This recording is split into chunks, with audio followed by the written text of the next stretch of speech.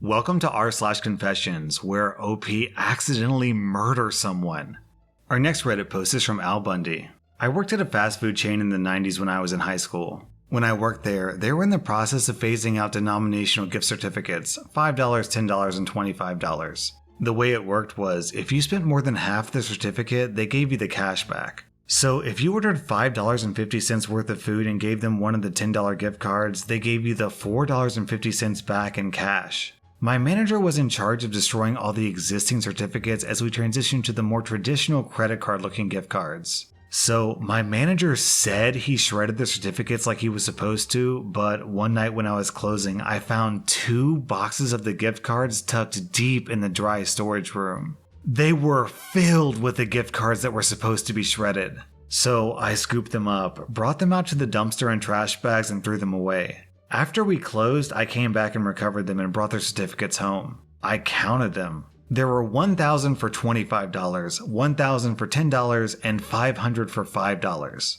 None of them had expiration dates. The total haul was $40,000 in fast food certificates. My manager never said a word. He couldn't. He had reported them destroyed weeks earlier. Over the next 3 years, my girlfriend and I toured every location in our state and the next 4 states ordering food and getting the change. We never kept track on a spreadsheet or anything, but we got good at knowing what menu items were just about half. After the first year, we started saving the change in a shoebox and let it build up. I bought my first car for $7,800 cash from the change. And for some reason, a kid's ice cream cone was $1.05, and if you gave them a $5 certificate, they gave you $3.95 back. We threw away all of the kiddie cones. And then OP posted some clarifications. We could hit 10 to 12 stores in a day if we drove for around 5 to 6 hours. Both of us would use a gift card.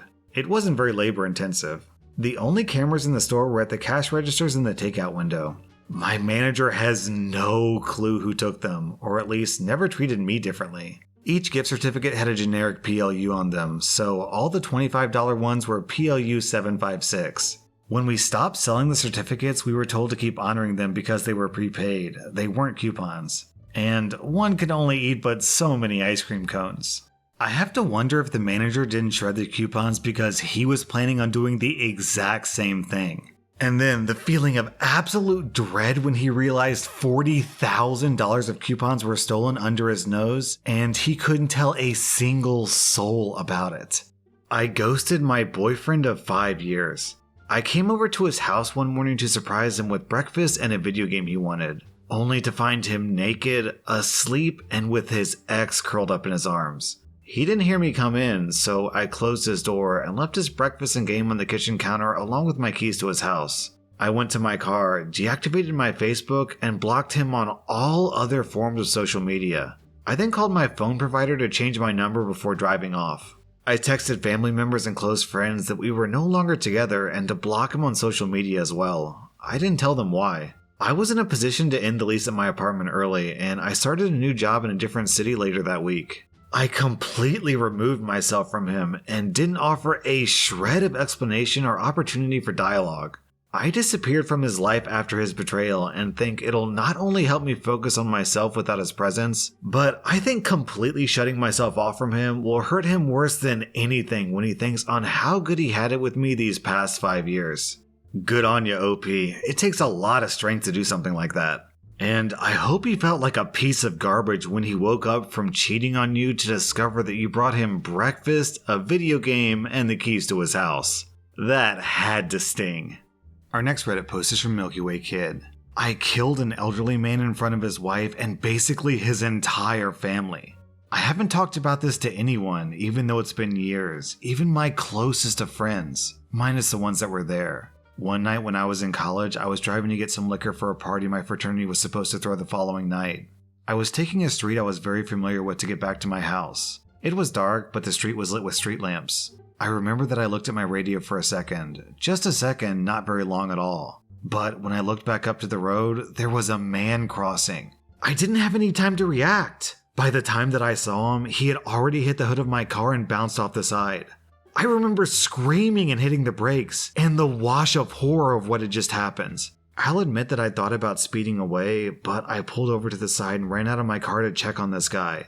When I got to him, his family was standing outside the restaurant he was leaving and they were all screaming and crying. He was laying on the side of the road with blood coming out of his nose and mouth. 2 other men were standing with him trying to see if he was alright and calling 911. All I could say was, I didn't see him. I was frantic by the time it set in what I'd done. I sat on the curb across from their family and listened to their crying in agony while we waited for the paramedics to arrive. I sat there and sobbed while the paramedics took him away in an ambulance. I don't believe I've ever cried so hard and for so long. The worst part about all of it, and what still kills me today, was that the wife came over to me while I was distraught on the curb, sat next to me, placed her hand on my shoulder and said, I was married to him for almost 50 years. We had a good life.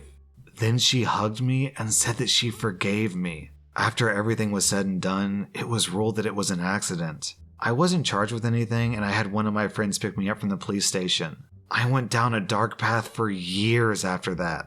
I drank heavily, dropped out of college in my senior year, and had to move back in with my mother and father because I couldn't hold on to a job. I even tried to end my life. It was a hard road to recovery, which I feel that I'm not fully recovered from, nor do I feel that I'll ever feel the same. But eventually, I did get my life back in order. I joined up with the Navy and saw a bit of the world, and now I'm on track to go back to college and hopefully finish what I started there. It took almost a decade, but I'm finally starting to feel almost whole again. I'm back to hanging out with my friends and actually going out, so maybe there is a light at the end of the tunnel. Wow, OP, I can't believe that the wife hugged you and forgave you on the exact night that you killed her husband. That shows an incredible amount of integrity, and it's something that I don't even think that I would be able to do in that situation. Our next Reddit post is from Everett. For 3 years, I switched my partner's tea in the morning because I couldn't deal with his fake snobbery. When my ex and I started dating, I used to make him a morning cup of tea as a cute gesture, and it stuck for the 3 years that we were together. It's a nice small thing you can do to make someone's day, and it's a nice way to get to know how someone likes things to be done. So my morning tea used to be any old tea bag, Yorkshire tea if it was on offer, a splash of milk, and the first cup always had a teaspoon of sugar. Every cup after was just tea and milk. My ex, however, had to have a very specific ritual. Thompson's Punjana tea, a teaspoon of milk, and absolutely no sugar. He was adamant that he could tell in a heartbeat when his morning cup of tea was wrong, and at the age of 33, he never liked any other tea other than Fortnum & Mason's Royal Blend. So in the beginning of our relationship when he would stay at my place, I entertained this notion and used to make his morning tea the way that he liked it. Thompson's Punjana tea, a teaspoon of milk, and absolutely no sugar. He would always thank me and tell me that I make the best cups of tea. And at just 3 times a week it didn't kill me, and it was a sweet gesture.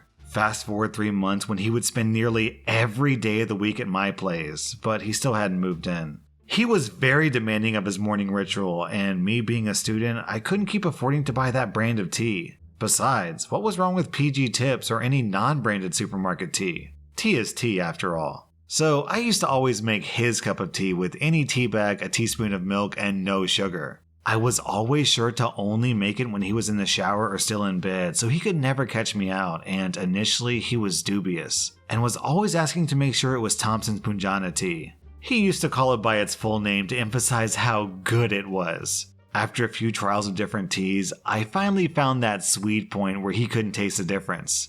I would drink it with him as he sipped, and he would go on and on about how you can taste the quality and that there's really no other tea like it. When we moved in together, it was a lot harder to disguise the fact that I was keeping the same box of tea and just filling it with regular tea bags, so I had to be a bit more clever. I used to buy 1 bag of his tea and 2 bags of mine a week and kept them in the drinks cupboard. When it came to making his cup of tea in the morning, I would take one of his tea bags and put it in my pocket, giving him one of my tea bags instead, and I used to give my tutors at college his tea bag to drink during the day. He would always comment that I run out of my bags more quickly because of the quality difference, and that with Punjana, 1 bag is enough for a considerable amount of time, but little did he know. This went on for a couple of years, and I never told anyone about it out of fear that he would find out, as after all, he really couldn't tell, so why ruin the fun? It was saving me money, and it was sort of amusing. I never let him make a cup of tea unless I was away, so he never really had to find out. After we split up, we remained good friends, and I've spent some time with him too in our old flat. Every time I visit, he always asks me to make a cup of tea the way I used to for old time's sake, because everyone he's been with or dated after me can never make it taste the way I did. He even says that when he makes it himself with Punjana that he could never make it taste right and that I was some sort of special tea maker. I still haven't told him. Down in the comments, I'm going to read this reply from the Potato Masher. I can feel the Britishness in this post. Our next Reddit post is from Dumppoon. When I was a server, I threw a customer's phone in a trash compactor. I had just started serving tables at a restaurant and I was working my first super busy brunch shift. I had over 6 tables and I'm not gonna lie, I had a tough time running all the mimosas that my tables were ordering. I could tell that one table of all women were getting abnormally angry about their drinks taking a while. I apologized for the delay and made a joke about it being an especially busy shift. I offered them a round of drinks on me to smooth the situation over. When I walked away, one lady murmured under her breath that I was an incompetent grunt. Let's stop there. It's common for people to treat servers like garbage, but this was the first time I'd ever experienced being spoken to like I was garbage. I shook it off and continued to be nice to them, but it only got worse from there. They started to laugh at me and to trash talk me to one another. They told me that my future career looked pretty bleak, considering that I couldn't even serve tables. Honey, even a toddler could deliver drinks. When I took their order for food, one woman refused to speak to me. She just stared at me while her friend ordered for her. By now I'm pissed. I asked her why she felt the need to have her friend order for her. She laughed in my face, looked down at the menu, and said because I was a dumb little B-word. Due to the fact that I was still working, I couldn't argue or tell her to eat garbage for treating me like I was a dog. If I did, my boss would have fired me. They ended up stiffing me on my tip for their $200 check. I realized the woman that gave me so much flack had left her phone. I took it and went out the back door to smoke a cigarette and try to calm down. Who the hell did that woman think she is? So I promptly turned off her phone, threw it in the trash compactor, and turned it on. She came back minutes later and asked multiple staff members if we found it. I told her that I didn't see it when I busted the table and that I would call her if it turned up. I never told anyone, but I never regretted doing it. When you treat people like trash, expect trashy things to happen to you. It's like they always say, revenge is a dish best thrown in a trash compactor. Our next Reddit post is from Constant Suit. I lied about having my university's degree and it got me a great job. I went to an Ivy League university in Ontario, Canada right after high school. My marks weren't great, but they were good enough to squeeze me in. I spent most of my time in university partying rather than studying, but still managed to pass all of my first year classes. In my second year, I skipped a lot of classes and was very lazy with the coursework. My marks were terrible and I failed a couple of my courses. In my third year, about halfway through, I dropped out and got a job landscaping. I did that for a year when I realized that it really sucked, and I began to regret not trying harder while I was in school. So I figured that I would apply to jobs that would normally require the degree that I would have gotten. I'd spent a few years in school, so it was easy enough to make the timeline on my resume make sense, and although I dropped out, I still had a decent knowledge of the subject matter. The field I was attempting to enter is difficult to start out in, and it took a few months of sending applications to get an interview. The company I got an interview with, which is now my current employer, is an internationally recognized name in the energy sector. I was extremely surprised to get my interview.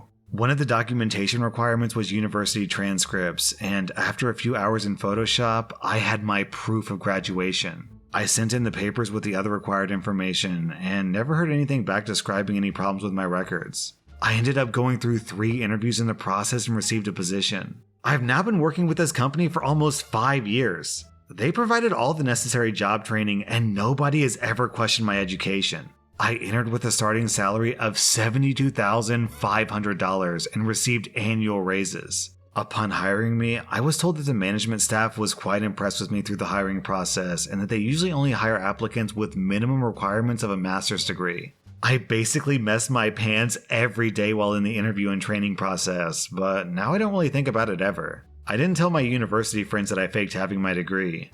The only people that know I did this are my parents. OP, pretty much every single month when I was in college, I'd have one random day where I just thought to myself, why am I doing this? Wouldn't it be easier and cheaper to just Photoshop a fake transcript and send that into jobs when I apply? And it turns out the answer is yes. Yes, it is. That was rSlash Confessions, and if you like this content, then check out my Patreon where I publish extra episodes. Also hit that subscribe button because I put out new Reddit videos every single day.